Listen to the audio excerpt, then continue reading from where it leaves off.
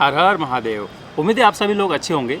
आप सब लोगों को पता ही होगा कि अभी लास्ट में 8 मई को और 28 मई को आदि कैलाश यात्रा पर गया था, जो कि ट्रैवल पॉकेट ने अरेंज किया था सारा, जिनका बहुत ही अच्छा सर्विस रहा था। और जो साथ में यात्री थे उनको भी उनका सर्विसेज बहुत अच्छा लगा, तो उनके बेस पे मैं आपको रिकमेंड कर सकता हूँ। आप भी अगर आदि कैलाश की यात्रा करना चाहते हैं तो आप ट्रैवल पॉकेट के थ्रू कर सकते हैं। डिटेल मैं आपको नीचे दे रहा हूँ। लास्ट जो 28 मई वाला बैच में जब हम आदि कैलाश गए थे तो उसमें हमारे साथ एक बड़ा ही अजीबोगरीब किस्सा हुआ। हालांकि किस्सा नहीं है, वो एक तरह से हमारे साथ चमत्कार हुआ। तो क्या हुआ उसका मैं एक डिटेल से आपको एक स्टोरी के माध्यम से बताता हूँ।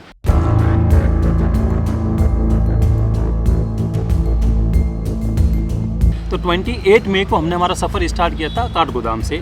तो हम इन मिडल सारे धाम देखते हुए हम पिथौरागढ़ हमने स्टे किया और उसके नेक्स्ट डे हम पहुँच गए थे धारचूला।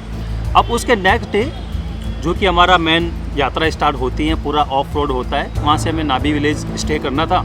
तो इवनिंग तक हम नाभी विलेज पहुँचे और बारिश की वजह से हम कहीं निकल नहीं पाए थे, तो वहाँ पर हमने स्टे किया। नेक्स्ट डे हम अर्ली मॉर्निंग निकले थे आदि कैलाश के लिए। अब एक दिन पहले बहुत ही तगड़ी वाली बारिश हो रही थी, तो उस समय भी थोड़ा माइंड में आ गया था कि कल क्या वेदर रहेगा। नेक्स्ट डे सुबह जब मैं उठा तो मैंने जब वेदर देखा तो चारों ओर बादल ही बादल। तो वैसे बाबा पे पूरा विश्वास है कि बाबा दर्शन देंगे, बट एक मन में थोड़ी सी टेंशन आ जाती है क्योंकि साथ में काफ़ी यात्री भी थे और सुबह से ही वेदर पूरे बादलों से ढका हुआ। और दोपहर के बाद तो वैसे भी वहाँ पर वेदर ख़राब हो जाता है, बट वहाँ पर तो सुबह से ही ख़राब था। तो एक मन में डाउट आ गया था कि क्या पता आज दर्शन होंगे या नहीं होंगे, बट फिर भी हमने मन में विश्वास रखा और हम आगे के लिए मूव किए आदि कैलाश यात्रा के लिए। तो मुश्किल से हम 10 या 12 किलोमीटर चले होंगे। कुटी विलेज आता है जो कि पहला चेक पोस्ट भी है। वहाँ पहुँचे उससे थोड़ा सा पहले ही स्नोफॉल स्टार्ट हो गया। इसी के साथ स्नोफॉल स्टार्ट हो गई। पहले गीली हुई थी, अभी वो सूखी वाली, मतलब कहते हैं वो रुई वाली होने लगती है। ठीक है, आराम से मस्त मजा आ रहा है। स्नोफॉल कैसा लग रहा है? हर हर महादेव, हर हर महादेव।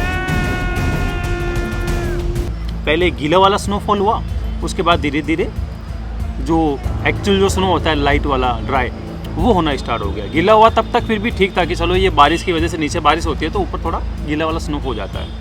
वहाँ से और मुझे टेंशन होने लग गई थी क्योंकि मैं वहाँ के वेदर से काफ़ी वाकिफ़ था। तो वहाँ चेक पोस्ट से इनर लाइन परमिट चेक करवा के हम आगे के लिए मूव किए, बट स्नोफॉल होता ही जा रहा था। और जैसे जैसे हम हाई ऑल्टीट्यूड गेन कर रहे थे वैसे वैसे स्नोफॉल बहुत तेज़ होने लग गया था।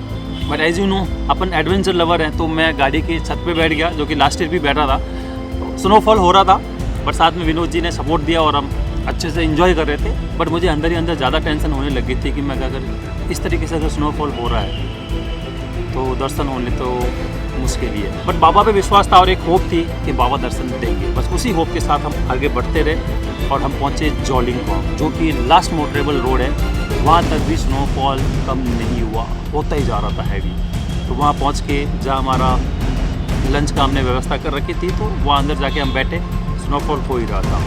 तो और वहाँ जाके हमें एक ग्रुप भी मिला जो कि एक दिन पहले से वहाँ आया हुआ था। उनको भी एक दिन पहले भी दर्शन नहीं हुए थे और आज भी स्नोफॉल वहाँ पर हो ही रहा था, उसकी वजह से उनको भी दर्शन नहीं हो रहा था। वो भी बड़े उदास थे। हमने वेट किया 1-1.5 घंटा कि चलो थोड़ा बहुत भी वेदर अगर क्लियर हो तो हम दर्शन करें, बट स्नोफॉल की वजह से चारों और मतलब इतना घना अंधेरा हो गया, पूरे बादल ही बादल थे।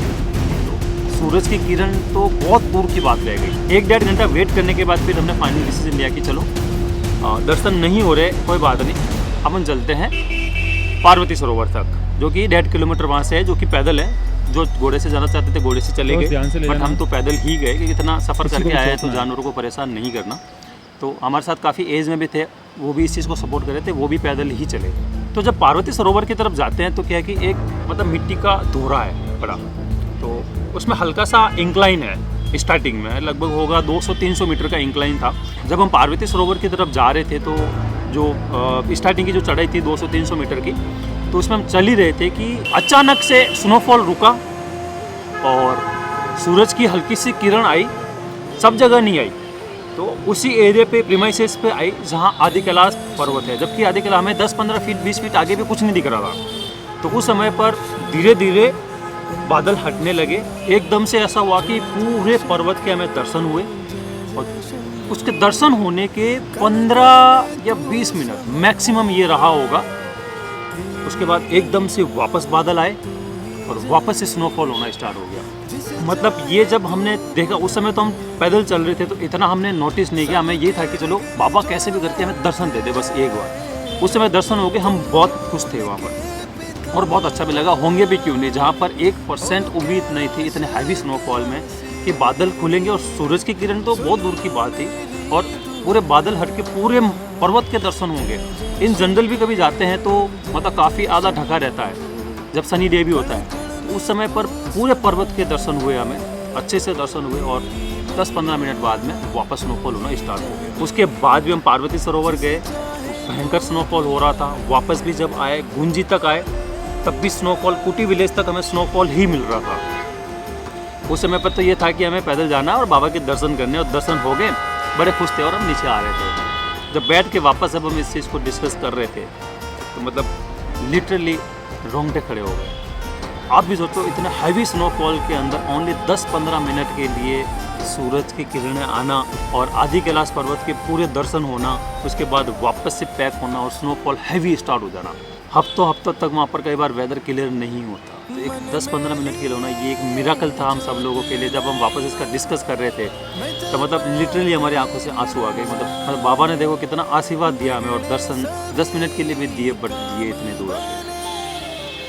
अब मैं भी जब वापस से ये वीडियो बना रहा हूँ तो मेरा खुद का मन भारी हो गया, क्योंकि मतलब ये मैं एक्सप्लेन नहीं कर सकता कि मतलब उस समय पर हम लोगों को क्या फील हो रहा था। आज जो साथ चले थे, अगर आप लोग वीडियो देख रहे हो तो आप इस चीज़ को फील कर सकते हैं कि उस समय पर क्या हुआ था। डेफिनेटली जो भी आदि कैलाश यात्रा जाना चाहते हैं और बाबा से मिलना चाहते हैं तो वो इस चीज़ से रिलेट कर सकते हैं। मतलब अभी भी मेरे पास एक्सप्लेन करने के लिए वर्ड नहीं है कसम से। वो एक इतना अच्छा मिराकल हुआ था हमारे साथ जो मेरी लाइफ में पहली बार हुआ। 10 मिनट के लिए बाबा ने दर्शन दिए। तो आप भी अगर आपको मौका मिले तो आप भी आदि कैलाश की यात्रा एक बार ज़रूर करना, क्योंकि अभी के टाइम पे 1-2 सालों के अंदर आप प्लान कर लीजिए, क्योंकि अभी अवेयरनेस ज़्यादा बढ़ने लगा है। तो day by day, year by year अब काफ़ी क्राउड यहाँ पर आने लग गया है। पहले इतने नहीं आते थे, पहले 1000, 1500, 2000 लोग ही आते थे। अब 4-4, 5-5 हज़ार लोग पूरे साल में आने लग गए हैं। तो अगले साल तक हो सकता है ये डेटा और बढ़े। तो आप भी प्लान कीजिए और आदि कैलाश ओम पर्वत के दर्शन आप ज़रूर कीजिए। मैंने ये सफ़र ट्रैवल पॉकेट के थ्रू किया था। अगर आपको भी अच्छा लगता है तो आप ट्रैवल पॉकेट से कांटेक्ट करके आप अपना बुकिंग वगैरह करवा सकते हैं। ये हमने वहाँ पर फील किया तो सोचा आप लोगों के साथ भी मैं ये शेयर करूँ। तो आपको कैसा लगा मुझे कमेंट करके ज़रूर बताना। तो आई होप ये वीडियो आपको अच्छा लगा होगा। अच्छा लगा तो प्लीज़ आप लाइक कीजिए और चैनल को सब्सक्राइब जरूर कर लीजिए। मिलते हैं ऐसे किसी नए वीडियो में, तब तक के लिए बाय बाय। हर हर महादेव।